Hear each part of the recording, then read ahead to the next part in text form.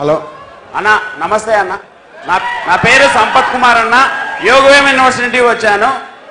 యోగవేమ university వచ్చాను. Kadapa యోగవేమ university. ఒక యోగవేమ university, దాని యూనివర్సిటీ అని ఎవరన్నా వచ్చి చూస్తే దాని యూనివర్సిటీ అని ఎవరనరు. ఒక డిగ్రీ కాలేజ్ లేదా ఒక పీజీ కాలేజ్ లాగా ఉంటుంది. ఎప్పుడో కట్టించిన భవనాలు అట్లే కుప్పకూలిపోతున్నాయి. 1 లేదా 5 భవనాలు అట్లే ఉన్నాయి. లా కాలేజ్ అయితేమి, బయట ఒకటి ఎంబీఏ కాలేజ్ అని ఉంది. ఎంబీఏ వాళ్ళకైతే ఇంతవరకు ఒక ఫెసిలిటీ కూడా లేదు. ఉన్న కోర్సులు కూడా తొలగిస్తున్నారన్న యూనివర్సిటీలో. ముఖ్యంగా ఏంటంటే మేము స్కాలర్షిప్ అప్లై చేస్తాము. 11 సంవత్సరాలు అవుతుంది యూనివర్సిటీ పెట్టి. 11 సంవత్సరాల నుంచి 3000 మంది బయటికి వెళ్తారు ఒక్కొక్క సంవత్సరం. ఇప్పటికీ 3 లక్షల మంది బయటికి వెళ్ళారు. 3 లక్షల మందిలో కనీసం అంటే 50,000 మంది కూడా ఉద్యోగాలు చేసిన లేదు యూనివర్సిటీ తరఫున. ఎందుకంటే ధీమా చెప్తానంటే ఇంతవరకు మా సీనియర్స్ బయటికి వెళ్ళారు. ఫర్ ఎగ్జాంపుల్ మేము ఉండేది 25 మంది 5 ఇయర్ ఇంటిగ్రేటెడ్ ఎంఎస్సీ కోర్సు.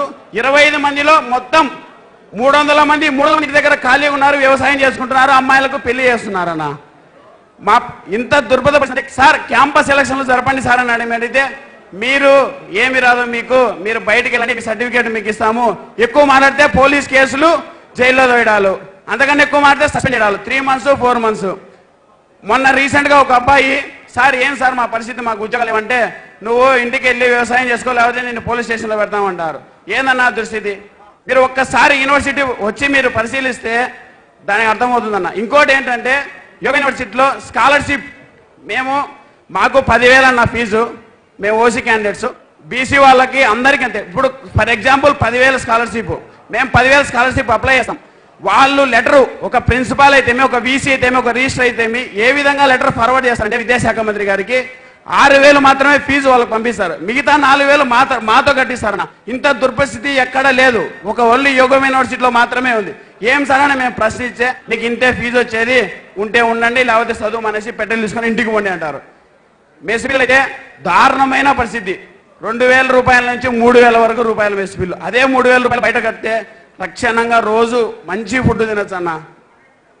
చాలా దారుణమైన పరిస్థితి అన్న. మాకు ఇంతవరకు ఎంతో మందికి మేము ఇచ్చాము, ఉత్తర్వులు జారీ చేశాము, కానీ ఒక్క తరపు నుంచి మాకైతే ఈ సమస్య పరిష్కరించింది లేదు, ఎవరు లేదు. మీరు మా సమస్యలు పరిష్కరించాలని ముందుకు వచ్చి మేము శిరస్సు వంచి నమస్కరించి మీకు మా వినతి పత్రం అందియాలని కోరుకుంటున్నామన్నా. మీరు ఆజ్ఞాపిస్తే మీ స్టేజ్ మీదకి మేము వస్తామన్నా.